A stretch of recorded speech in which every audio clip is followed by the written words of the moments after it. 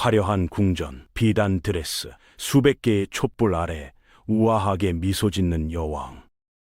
우리가 머릿속에 그리는 왕실 여성의 이미지는 늘 그렇게 완벽하고 청결하죠. 그런데 만약 그 여왕 곁으로 딱 한 걸음만 가까이 다가갔다면 여러분은 아마 그 자리에서 뒷걸음질 쳤을 겁니다. 머리카락 사이를 기어다니는 벌레, 아무리 진한 향수로도 덮을 수 없는 악취, 그리고 발밑에 널린 우물들. 권력의 정점에 서 있던 여성들이 실제로 견뎌야 했던 일상은 우리의 상상을 완전히 뒤집어 놓습니다. 지금부터 역사 속 왕실 여성들이 매일같이 버텨내야 했던 최악의 위생 관행 5가지를 하나씩 파헤쳐 드리겠습니다.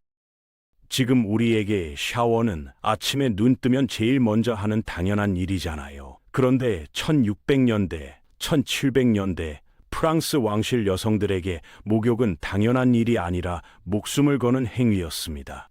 당시 의사들은 진지하게, 아주 진지하게 이렇게 경고했거든요. 뜨거운 물이 피부 모공을 열어서 위험한 공기와 질병이 몸속으로 파고든다고요. 지금 들으면 말도 안 되는 소리 같지만 그 시대 사람들에게 의사의 말은 곧 법이었습니다. 심지어 몸을 너무 자주 씻으면 신체가 허약해지거나 도덕적으로 타락할 수 있다는 경고까지 나왔죠.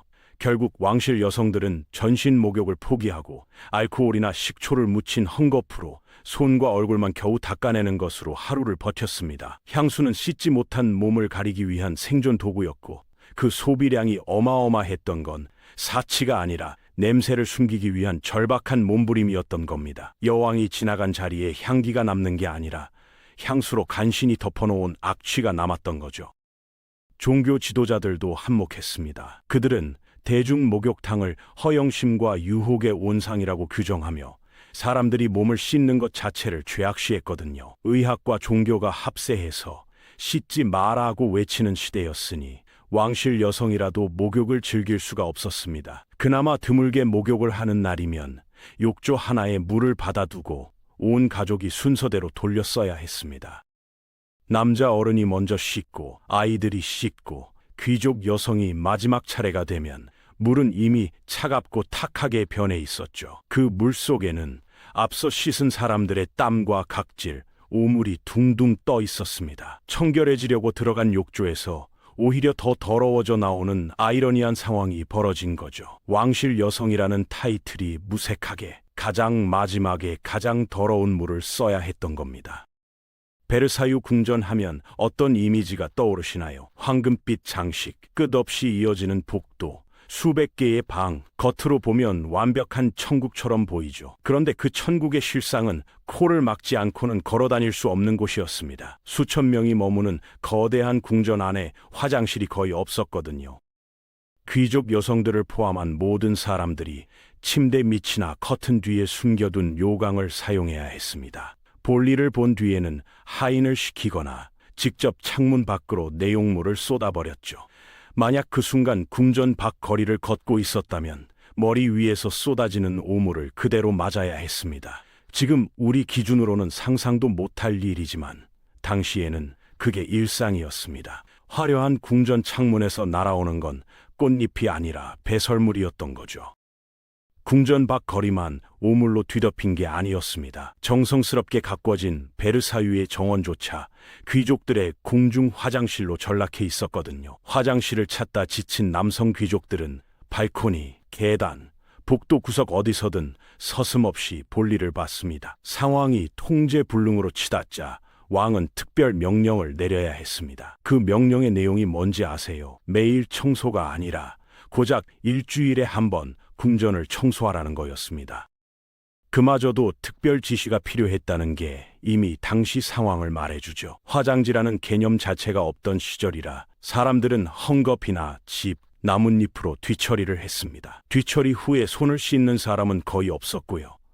화려한 드레스를 입은 왕실 여성들은 바닥에 널린 오물을 피해 조심조심 걸어야 했습니다. 그 우아해 보이는 걸음걸이의 진짜 이유가 이거였던 겁니다.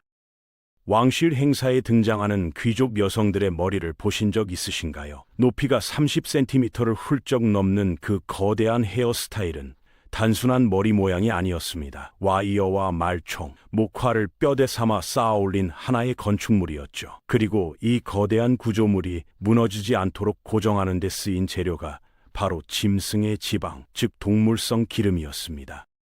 꽃과 진주, 깃털은 물론이고 심지어 배 모형까지 얹어 화려함을 극대화했지만 그 아래에서는 동물성 기름이 두껍게 굳어가고 있었던 거죠. 문제는 이 기름 범벅의 머리를 거의 감지 않았다는 겁니다. 한번 올린 머리는 몇 주씩 그대로 유지됐고 그 사이 동물성 기름은 벌레들에게 완벽한 서식지를 제공해줬습니다. 권력과 패션을 상징하던 그 화려한 헤어스타일이 사실은 벌레 아파트였던 겁니다.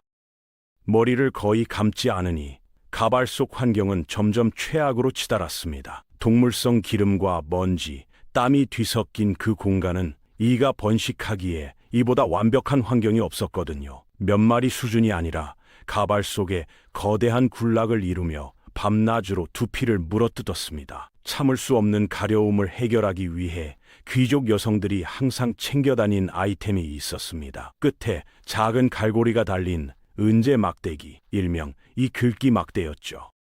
화려한 연회에서 와인을 홀짝이면서도 한 손으로는 몰래 가발 속에 막대를 넣어 긁어야 했습니다. 짐승 기름 냄새가 나고 벌레가 기어다니는데도 불구하고 이 거대한 가발을 포기할 수 없었던 이유는 단 하나였습니다. 궁정에서 패션은 곧 권력이었으니까요. 불편함과 고통은 감수하되 권력의 상징만큼은 절대 내려놓을 수 없었던 겁니다. 왕실의 식사 장면을 상상하면 황금빛 접시에 담긴 통돼지구이, 산처럼 쌓인 디저트, 감미로운 음악이 떠오르죠. 그런데 그 화려한 만찬의 이면을 들여다보면 이야기가 완전히 달라집니다. 베르사유 궁전은 배관 시스템이 너무 열악해서 화장실 오수와 배설물이 왕실 주방으로 역류하는 일이 실제로 벌어졌습니다.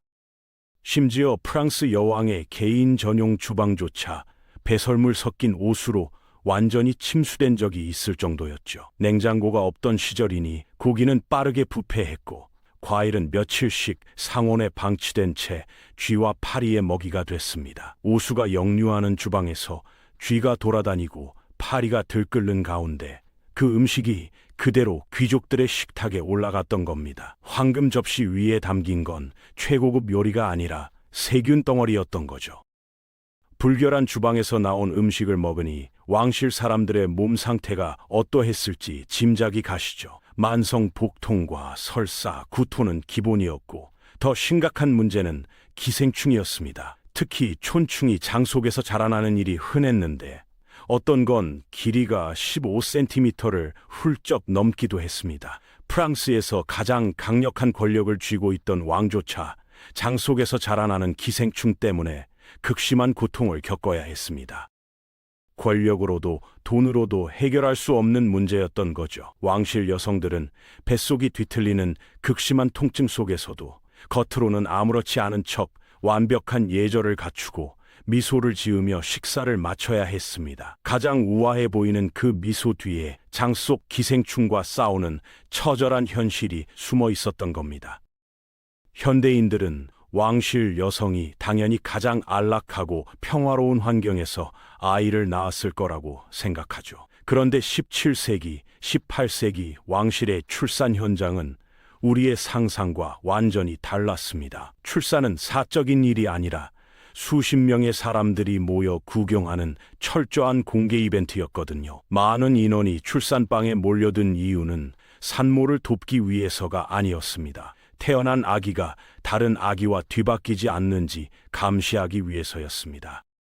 아기가 딸이거나 출산 직후 사망할 경우 누군가 권력을 위해 건강한 남자아이로 바꿔치기 할 것을 심각하게 두려워했던 거죠. 그래서 산모는 극심한 진통 속에서도 프라이버시를 전혀 보장받지 못한 채 낯선 구경꾼들에게 완전히 노출된 상태로 아이를 낳아야 했습니다. 한 왕비의 출산 당시 산실에는 구경꾼이 너무 많이 몰려들어 마치 붐비는 극장 바닥 같았다고 전해집니다. 또 다른 왕비는 너무 덥고 붐비는 방의 압박감을 견디지 못해 출산 직후 그대로 기절해버렸죠. 거기다 당시 의사들은 손을 씻는다는 개념 자체가 없었습니다. 수술 도구도 소독하지 않았고 감염을 막아줄 항생제도 존재하지 않았죠. 불결한 환경 탓에 수많은 왕실 여성들이 출산 후 감염으로 목숨을 잃었고 태어난 아기들 역시 3명 중 1명꼴로 세 번째 생일을 맞이하지 못했습니다. 결국 왕실 여성들에게 출산이란 기쁨이 아니었습니다. 극도의 신체적 고통과 죽음의 공포 속에서 왕관을 위해 반드시 견뎌내야 하는 강압적인 의무였던 겁니다. 이제 우리는 레이스와 다이아몬드 뒤에 감춰져 있던 왕실 삶의 진짜 민낯을 알게 됐습니다. 머릿니, 부패한 음식, 기생충, 그리고 대중 앞의 수치심, 최고의 권력과 막대한 부를 가진 여성들조차 매일 이것들과 싸워야 했던 거죠. 오물로 뒤덮인 복도를 걸으며 가려움과 구토를 견뎌야 했던 그들의 현실을 돌아보면 위생적인 현대에 태어난 것이 얼마나 큰 행운인지 새삼 깨닫게 됩니다. 역사는 때로 이처럼 상상을 초월하는 끔찍한 진실로 우리에게 깊은 깨달음을 남깁니다. 여기까지 오늘 준비한 영상은 끝났습니다. 다음 시간에 다른 영상으로 찾아뵙겠습니다. 감사합니다.